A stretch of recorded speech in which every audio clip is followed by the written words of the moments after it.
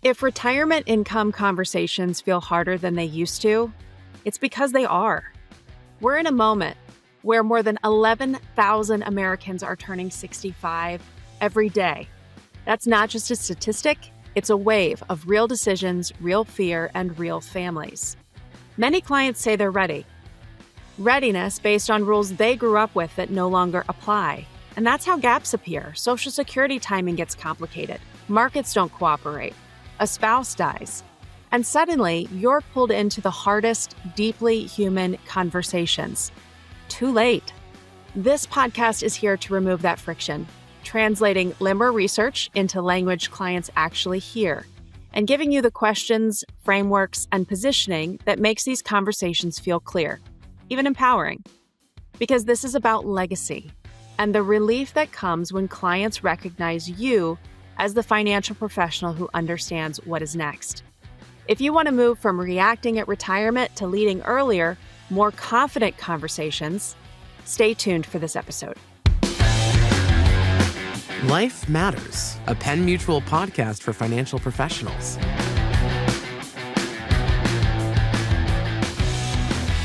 Welcome to another episode of Life Matters, a Penn Mutual podcast. I'm your host, Bill Bell, Vice President of Advanced Sales with Penn Mutual, and I am so pleased that you chose to join us here today. Now, I mentioned earlier this year that one of the pieces of feedback that I got in regards to the show is they want a lot more Jenna Washatka. So Jenna Washatka is back as our co-host here today. Hi, Jenna. Hi, Bill. Thanks for having me once again. All right. The other piece of feedback that we've gotten in regards to the show is people have told me, you know, you have a lot of great life insurance content, but you haven't had any content focused on retirement or annuities. And so, Jenna, we are going to give the people what they want here today and focus on those two items. Why don't you tell us a little bit about who you got a chance to talk to about retirement and annuities?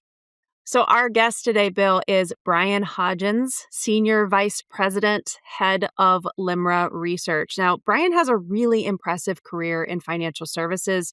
He was an executive in senior leadership with a number of different organizations spanning retirement planning, financial planning, product development, distribution strategy. And a few years ago, he joined LIMRA, which you and I know is the go-to source for research on life insurance, disability income insurance, annuities, long-term care planning.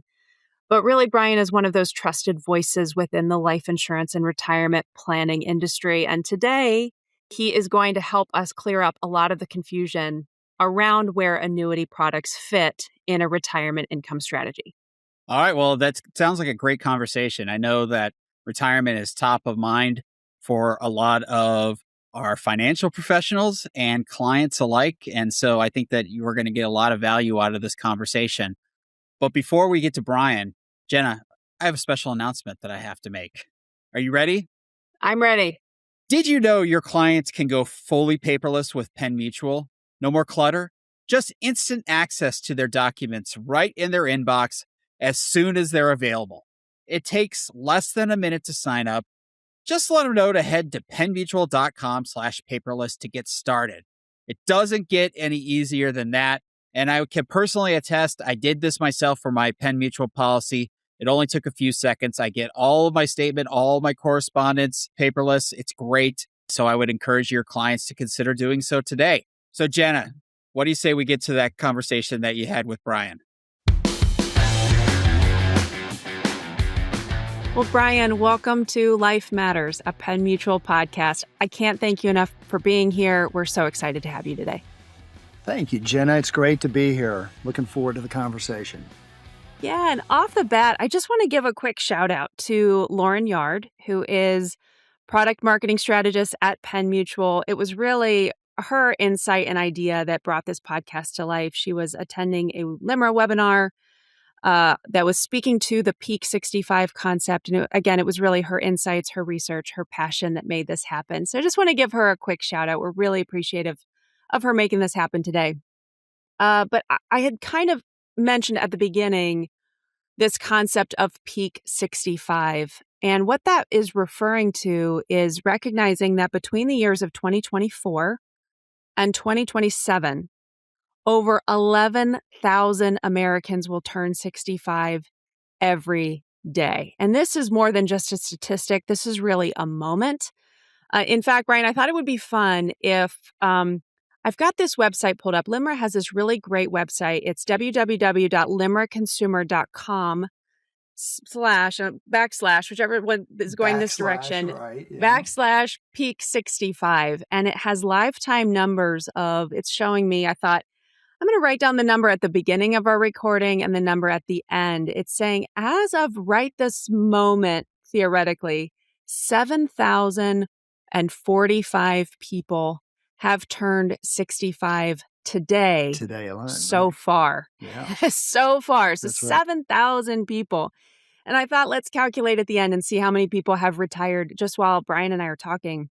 But let's just set the stage by understanding these retirees, these folks that are retiring today. So someone that's retiring today, Bryan, where are they planning to get or getting retirement income from? And what are some of the challenges that they are going to face? Yeah, Jenna, it's a great question. And aren't those numbers staggering? I mean, it's when you think about how many people are turning 65 every day, and it just play it out over a number of years. We've already got a lot of baby boomers in retirement.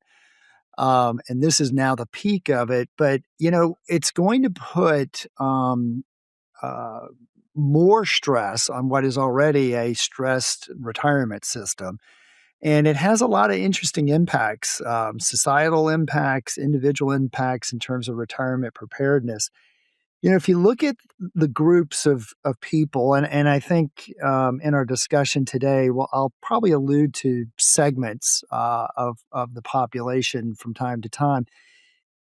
Things look a little bit different looking at different segments. Like if you look at a retiree that's been in retirement for a number of years today, right now, a lot of them look at the retirement preparedness, or they're now in retirement with that traditional three-legged stool of retirement. They've got um, a defined benefit plan. In some cases, many cases, they had a pension at work. They have that guaranteed income that they were able to draw off of. Now they have their personal savings that they have of course accumulated over a lifetime, and then they got Social Security.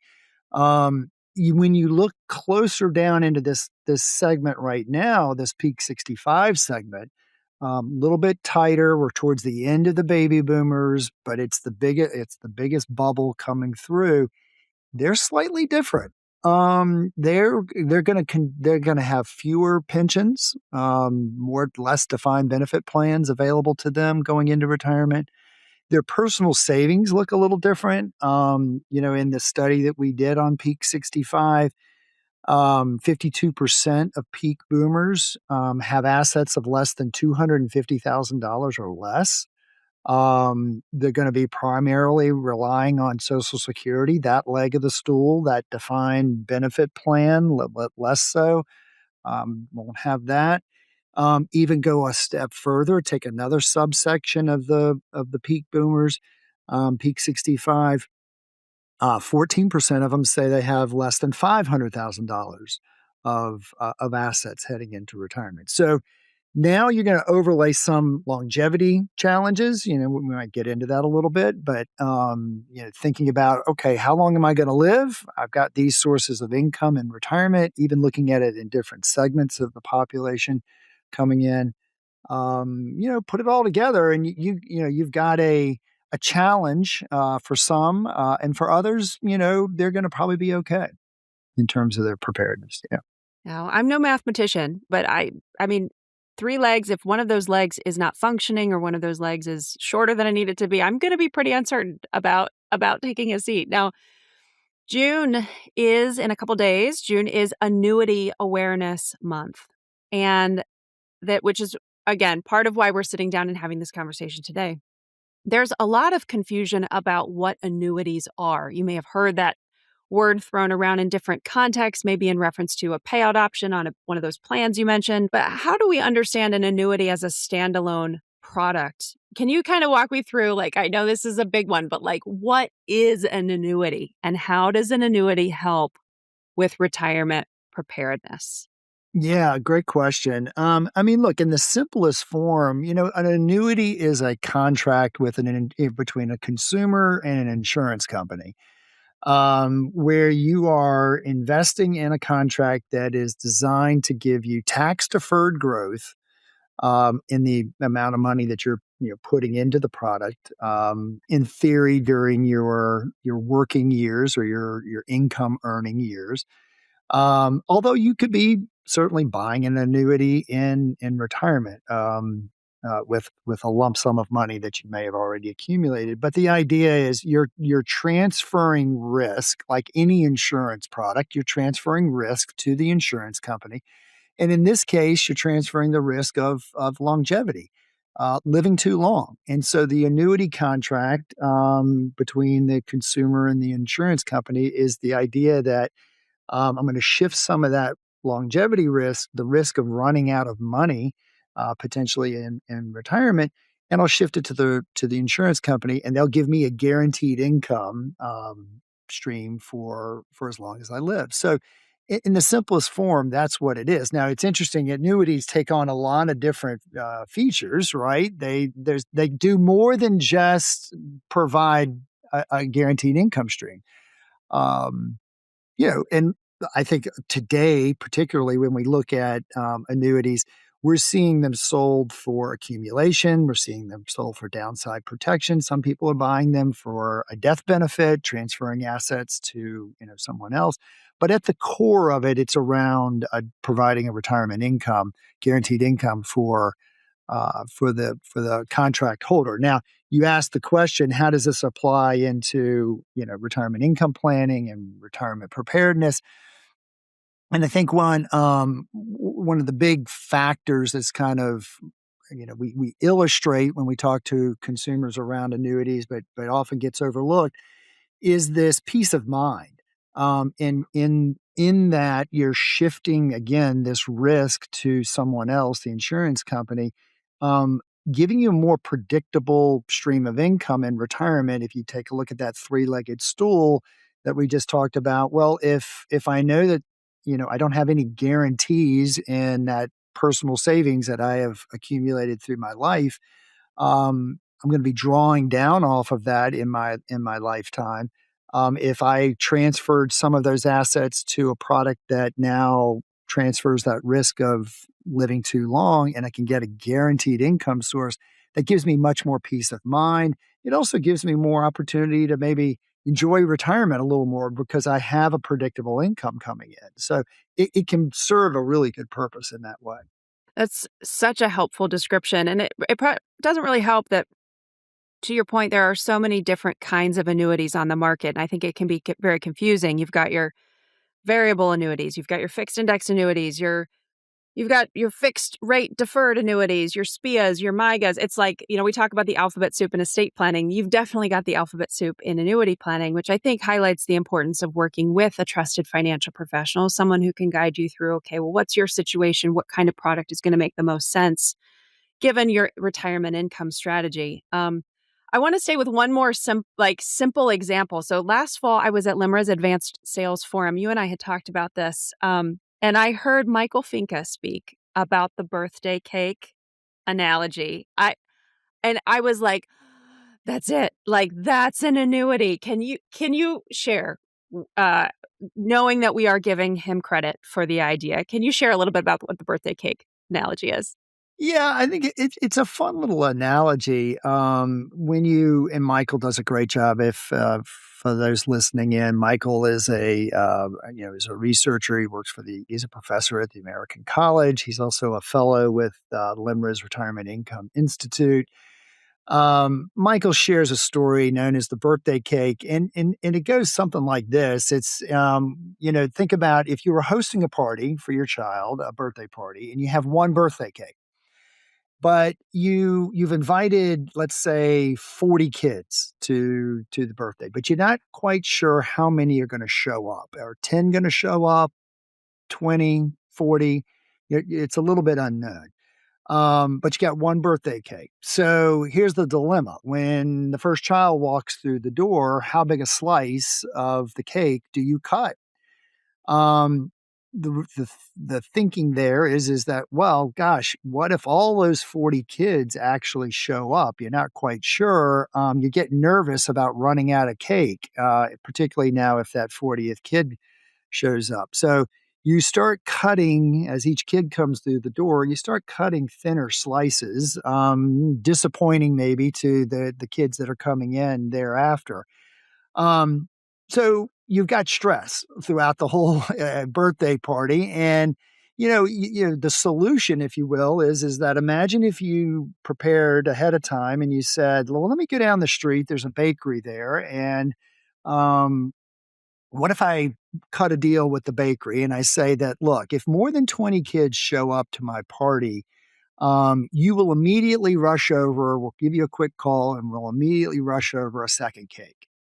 You already have that in plan. That plan is in place. It's kind of plan B. Well, suddenly you've shifted the pressures off, right? You can confidently now cut a bigger slice of cake for those first kids coming through the door. So what you're really getting there is what Michael calls the bakery benefit. Or, if 40 kids show up, the bakery saves the day. If only 10 kids show up, you didn't need the extra cake. You enjoyed that peace of mind that allowed you to be generous right from the very beginning. So, in that story, what happens is the kids turn out to be a reflection of longevity, what I was just talking about, the number of years in your life. The cake is your retirement savings, right? How much did you accumulate? How much are you saving? And the bakery, and this little analogy, this fun story, is the insurance company, right? You shifted the risk of running out of cake. You shifted it to the bakery. Here, you shift an annuity. You shift it to the insurance company. So you transfer that risk. The risk being, in this case, too many kids show up, reflecting you lived long. Great for you. You had a long life. You had a long retirement. But you shifted that living too long to the bakery, too many kids showing up, and that's the opportunity. That's the idea. So, Thank you for indulging me. Maybe it's because I'm a parent and I have school age kids, and the birthday party anxiety is very real. And I can imagine that it's somewhat similar to the anxiety about, like, am I going to be ready for retirement? And let's continue this conversation about risk. So we all know we live in uncertain times. One of my favorite phrases to use right now is just "in this economy." Like the other day, my husband was like, "I'm going to go mow the grass." I was like, "In this economy?" It's just like it's a joke, but it's real. Like, we have inflation risk, we have market risk, and then you've also got what's called sequence of return risk. And I know you and I had talked a little bit about this, but it's recognizing, like, there's not just risk in how we accumulate assets. There's risk in our strategy for how we decumulate those assets. And there's a lot of timing risk. Can you explain this concept of sequence of returns and how an insurance product can help? yeah, absolutely. And you know what? I'll share a personal story along the way on that one too, kind of like the birthday cake. But yeah, sequence of return risk is important to understand, and particularly in your early years of retirement. So really, what sequence of return risk is: the timing of taking money out of the market at a time when the market, equities in this case, may be declining, right? So you've timed it such that you are going to be taking money out of a declining asset. So this is what we call sequence of return risk. The problem is that the portfolio is dropping in value, and you're trying to withdraw a fixed amount, a certain amount of income in order to live off of in retirement. And this really just depletes the principal, over time. And then what happens is that, particularly if it's in the early days of retirement, go back to our analogy of that slicing cake, right? If I'm slicing a fairly big slice of cake because I'm early in retirement, I'm still at the healthiest I'm probably going to be in retirement. I want to be doing things, enjoying retirement. You're drawing down assets off of a declining asset base. And then so you're going to be looking to how quickly can I recover taking down principal in a declining market. So that becomes sequence of return risk. And what can you do to offset that? You could transfer, again, that risk, particularly in those early years, to an annuity, to a guaranteed income source. I'll tell you a personal story that illustrates this quite interestingly. I'll go back a few years in time. The year was 2008, and my grandmother passed away that year. And I was in Augusta, Georgia, where she lived, and I was at the funeral, and afterwards I ran into the uncle that you haven't seen in a number of years shows up, and you're talking and you're catching up. And he says to me, and he was a doctor, very successful. Actually, I don't know all his details on his financials, but I think he did pretty well in life. And he said to me, Brian, I said, how's it going? And he says, I just retired this year. And I said, well, congratulations. He goes, yeah, but this is my first year retiring. He goes, I'm really scared.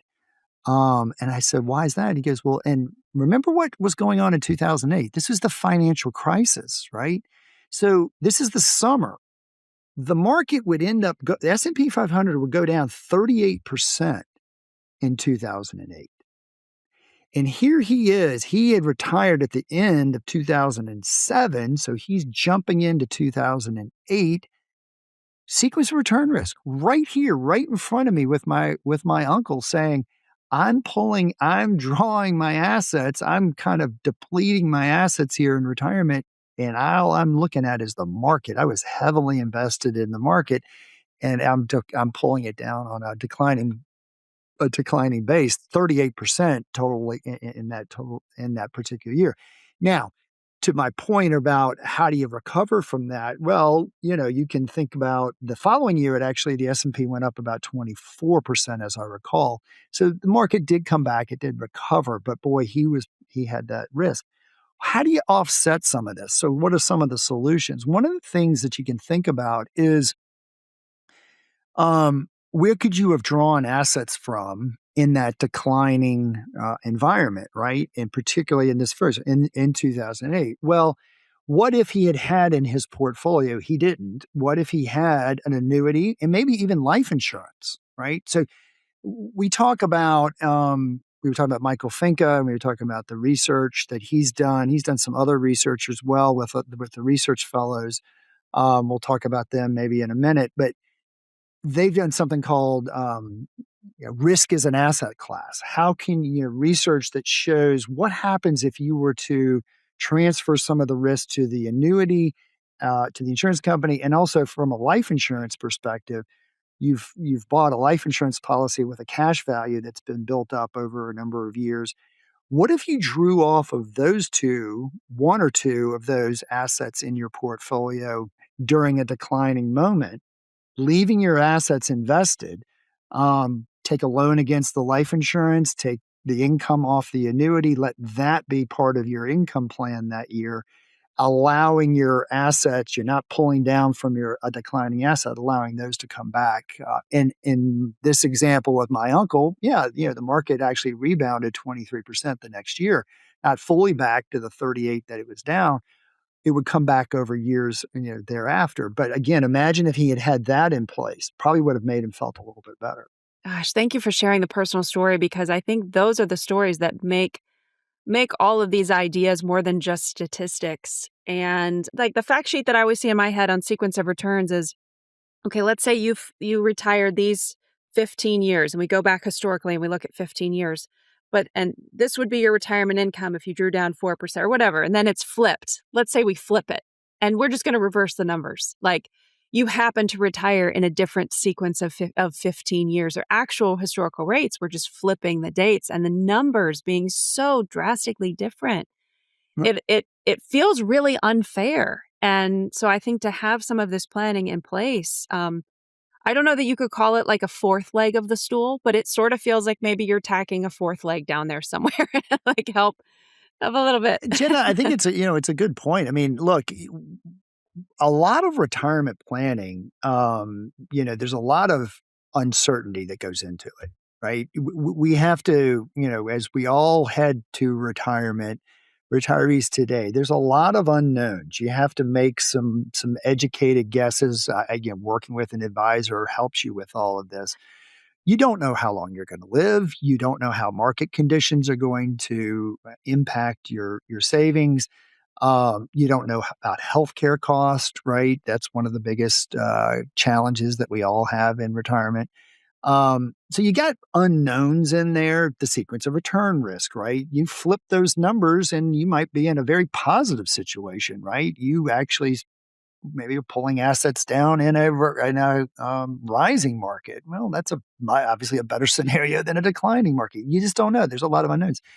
And again, part of retirement income planning is really trying to measure those risks against, how you view and where you want to take those risks in retirement. Where can you shift some? Where are you willing to take some? So, Yeah. Let's talk about that. Let's talk about tomorrow's retiree. I know you'd alluded to this. I think this is fascinating. So today's retiree is kind of, again, we talked about the number of folks that are retiring today, but a lot of us are starting to think about retirement, whether that be Gen Z or myself and the rest of the millennials. What do you think? How do you think retirement planning in its traditional sense is shifting over the generations? And what is retirement preparedness starting to look like for the rest of us that are coming next? yeah, I think it's a great question. I think that there's a few things at play here. This is it gets a little as we shift segments of the market. There's some things that come to light a little more. But look, think about this. Start with sort of maybe the misconceptions around retirement income planning. I think a couple of them that jump out to me, I would start with is that people, generally speaking, will say, I'm going to rely pretty heavily on Social Security. That's one of those legs of the stool, right? The reality is that and this comes from the Social Security Administration themselves. About 38 to 40% of your pre-retirement income that you were, generating, will come from Social Security in retirement. So that replacement value, right? So there is a bit of a misconception there. I think, secondly, healthcare, right? There's this healthcare cost question, and it bumps up against this longevity question, right? So actually, in our research today, we've started to see a shift, particularly in this next generation, this Generation X coming through, where healthcare is a bigger, really the top concern of them, healthcare costs. Healthcare and healthcare cost in retirement, more so than even running out of money. It actually surveys as the number one choice. Um, Step back for a second. I think one of those misconceptions is that Medicare will take care of all of my healthcare needs, and the reality is it won't. Whether you're in retirement today or you're coming in the next generation. So Medicare actually, it doesn't cover long-term care. It doesn't cover dental, vision, out-of-pocket expenses, right? So premiums and stuff. So there's a factor there in terms of, can I manage to that risk that I have. I think that also, I think that when you think about expenses in retirement, I think that a lot of people believe that their expenses are going to decline later in life. They'll spend more in the beginning. And generally speaking, that's true. But then there's these unexpected shocks during your retirement where you end up spending more than you actually maybe anticipated. But as we shift to this next generation, this Generation X, their retirement preparedness is a little different. They're coming into retirement and saying, I don't have a defined benefit plan, and for the most part. That pension is really declined for this generation. So that has been shifted to the defined contribution side, where the personal savings has come into place. They're having to put away money in their workplace. Well, think about in the workplace. Half of Americans in the workforce go to work every day, Jenna, that their employer doesn't offer a retirement plan. Now half do. So let's play to the side for a minute that segment of the market. If you're in the workplace and you've got a 401k plan, a 403b plan, you're looking, the employer's looking to you and saying, look, we're going to present the plan to you. You have to contribute. It's your savings. You're going to put money into it. Maybe we'll match and that's good. So that becomes a really important leg of the stool. But what about those Americans that don't have a retirement plan at work? Are they saving money in an IRA or outside of the workplace, right? Personal savings becomes really important, right? And then that Social Security leg is still there too. When you look down at the Gen X generation, 61% of them that we've surveyed recently have said that they're not really feeling retirement preparedness. They don't feel like they're ready to prepare. So, very different generation, and they have also different attitudes towards, I think, towards retirement as well. So, Bryan, I want to ask, what kinds of trends are you seeing in the annuity market, and what sorts of innovations do you see in the future? So, trends in the annuity space. Well, first, I will say that annuities over the last several years. I'll go back to 2020. I'll use that as my starting point.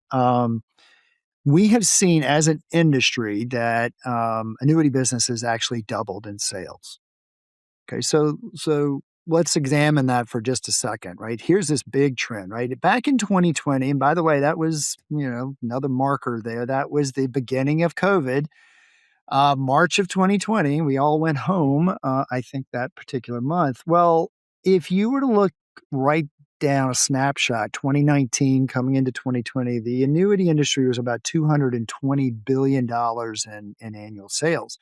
Fast forward to 2025, and the industry did $465 billion. So a lot of growth, a lot of sales. Well, what happened during that time? And this is the trend question I think you're asking me here is we've seen a lot of product innovation over the last 5 years. We've seen a lot of entrance, particularly into the registered index linked annuity space. That's the RILAs.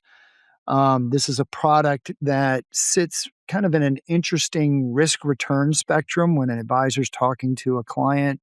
It allows for more capture of the upside. You're investing in an index, and you can capture a certain amount of that on the participate in that growth of that index.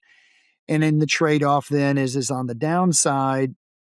There's a buffer or a floor that allows, a certain amount of risk to be taken by either the consumer or the insurance company, depending on which ones you choose, and allowing you to have some sort of downside protection, right? And I think that those products really have exploded onto the marketplace. They've become very popular because it's almost the ability for an advisor to sit down with their client and customize the risk return profile according to what they want to do, right? How much upside do you want for downside protection?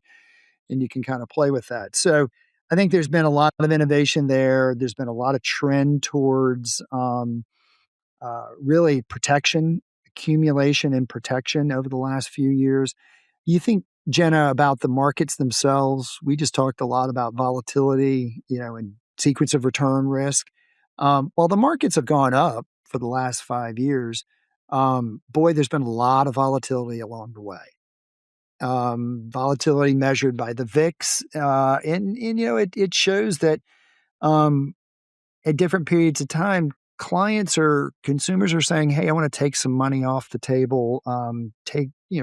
Look at maybe taking it out of the market, putting it into a product that can give me some protection, give me some downside protection, but still earn a crediting rate of something, earn some money, accumulate some assets. By the way, tax deferred, and maybe at some point." I now will turn on the income opportunity with that product, or maybe I won't. So I think we've seen some diversity in terms of how annuities are being used in a portfolio over the last several years. So, Bryan, you had said something when we talked a little bit before about recognizing that a lot of these annuity products have the ability to turn an income on. You had said most people don't turn on their income stream today, and I think that's very true in terms of what I've seen too. But that you are curious to see what the next round of retirees will do. Do you think there will be a shift in terms of how many people actually turn on or annuitize those contracts? I do, Jenna. I think there is an interesting trend going on here. LIMRA tracks all the annuity sales, and so we get a lot of detail on what consumers are buying and how what they're doing in terms of turning the income on or using these riders inside of these products and so forth. And again, I'm going to make a general statement here that, if you're looking at, even we talked about segments of the population, and, if you look at that segment of the population that's in retirement, they've been in for, a number of years now, and they own an annuity, then we're not seeing as much of that income being turned on at this point, because it's my thought that they've got other guaranteed income sources. They've got the pension that the next generations or the younger generation coming behind them doesn't have. So they've got some guaranteed income, and the markets have done quite well. Think about it. Over the last 10 years, the equity markets have performed quite well. And so, taking my earlier story away from my uncle back in 2008, that was probably the last time we've seen a severe, drop in the markets. They've experienced good markets.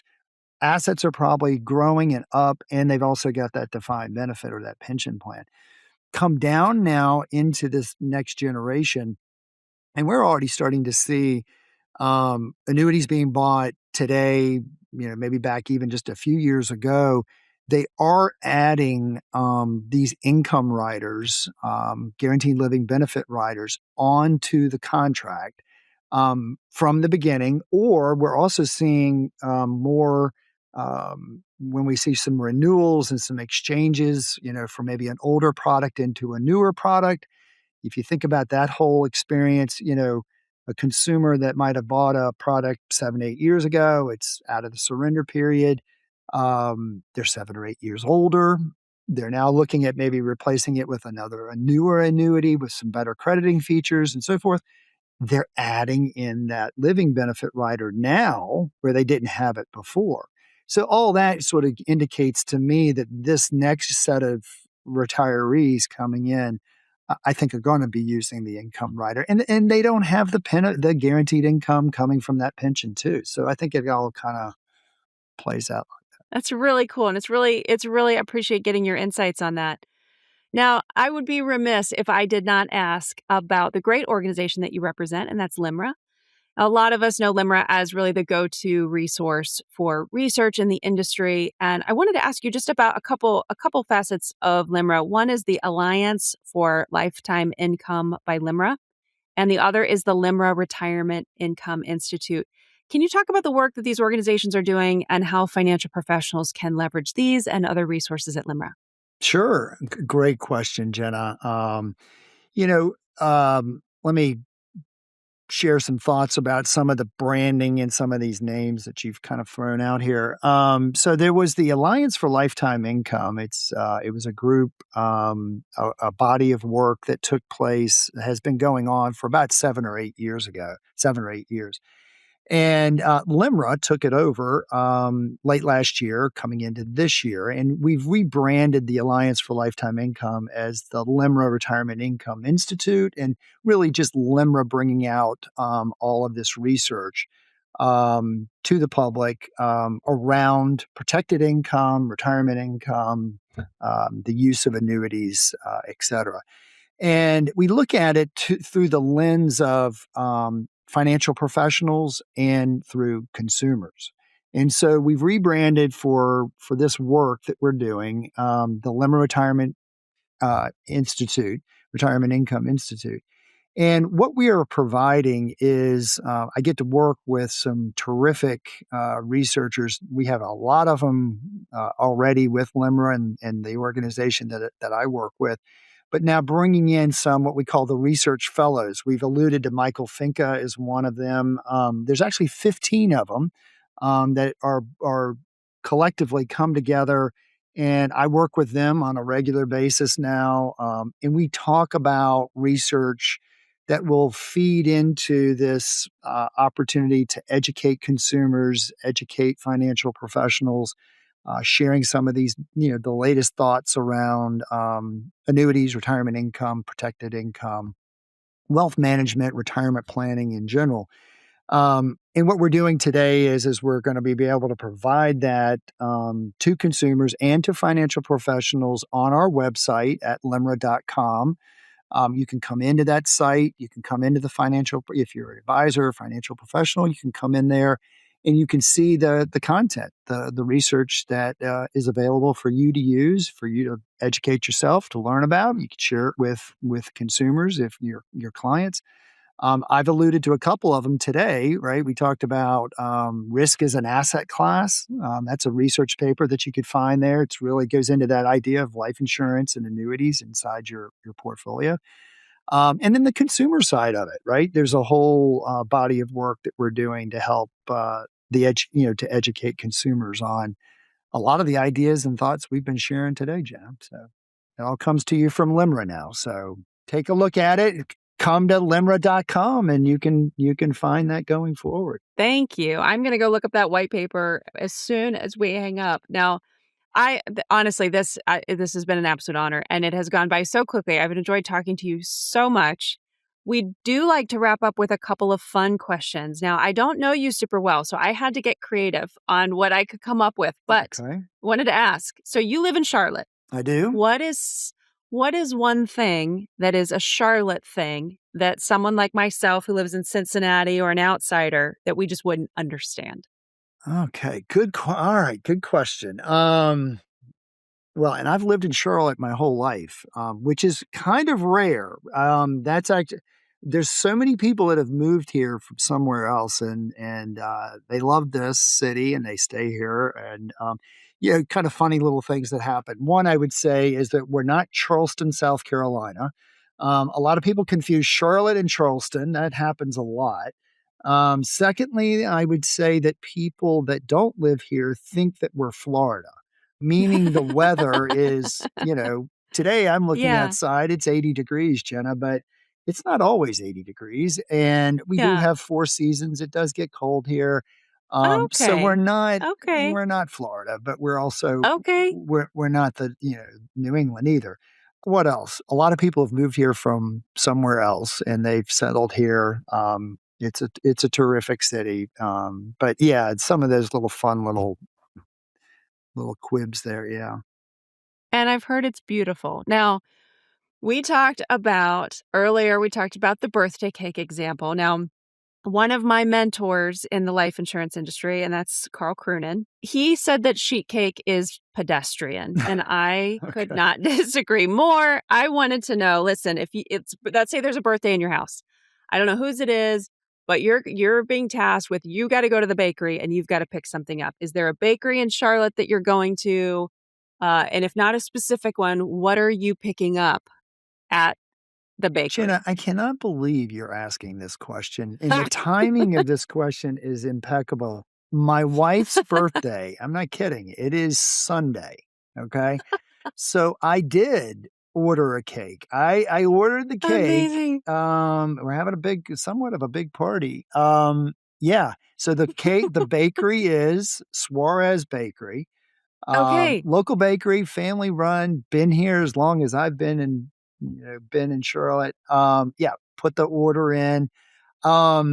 I'm not against sheet cakes, but I did order a round cake. I will tell you that. Okay. And it's some sort of combination of chocolate, caramel, mousse. It looks pretty good. I'm looking forward to picking it up. So. That sounds amazing. Well, if you can snap a picture and send it over to me, that would make my day. There you go.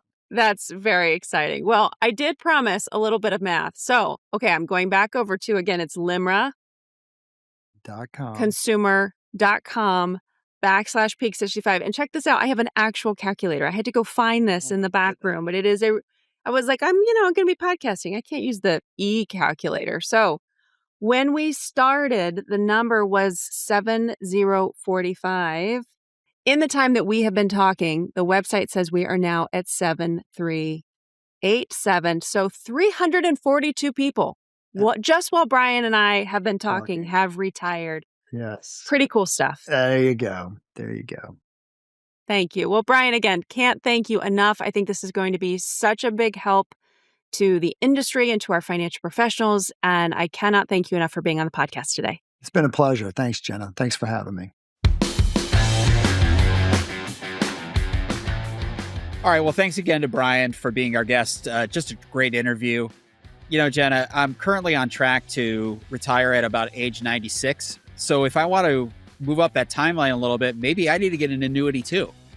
You might. And, it's one of those things where at Penn Mutual, I think a lot of people know us as a leader in life insurance, but they may not also know that we really have a robust suite of annuity products that are designed to fit a wide variety of client needs. If you're interested in learning more about the annuity products that we have at Penn Mutual, we've got a few places you can go. First of all, we've got two terrific annuity wholesalers, Steve Shack and Michael Seebecker. Bill and I can certainly connect you with the two of them. We also have a terrific sales desk, and as always, you can find information on Gateway, which is our financial services hub. Yeah, that's gateway.pennmutual.com. Again, one more time, gateway.pennmutual.com. If you have a question for me or for Jenna or for Bryan or anybody else associated with the show, you can send us an email to lifematters@pennmutual.com. That is a special email box that only I have access to, and I do respond to every email that's sent there. One more time, that is lifematters@pennmutual.com. Jenna, have all of your kids subscribed to the Penn Mutual YouTube channel by now? Bill, my kids don't have YouTube. That would mean I was a bad parent. All right. Well, Jenna's kids might be a little young for the Penn Mutual YouTube channel, but you have no excuses. If you're listening to this podcast, you are not too young to be watching the Penn Mutual YouTube channel. And if you haven't subscribed, you've run out of excuses at this point here. So stop by today. Just go to YouTube, type Penn Mutual into the search box, bring up the channel while you're there, smash that subscribe button, watch and like some of the videos. We're certainly getting that channel rolling here. We've got a lot of great content there, including episodes of this podcast, plus other YouTube-specific content that we create. So again, go to YouTube, type in Penn Mutual in the search box, bring up the channel, subscribe today. Speaking of subscribing, if you haven't subscribed to the show on Apple Podcasts or Spotify or wherever you get your podcasts, make sure you do so today so you don't miss any future episodes of the show. And finally, speaking of Apple Podcasts, it is still our biggest distribution method for this show. So if you have a few seconds, stop by the page, leave us a review. A star review only takes a few seconds. All right, so for Jenna, I'm Bill. Thanks again for joining us here today, and I look forward to talking to you again soon. Thank you for watching. If you enjoyed this video, don't forget to hit that subscribe button and turn on notifications so you never miss an update.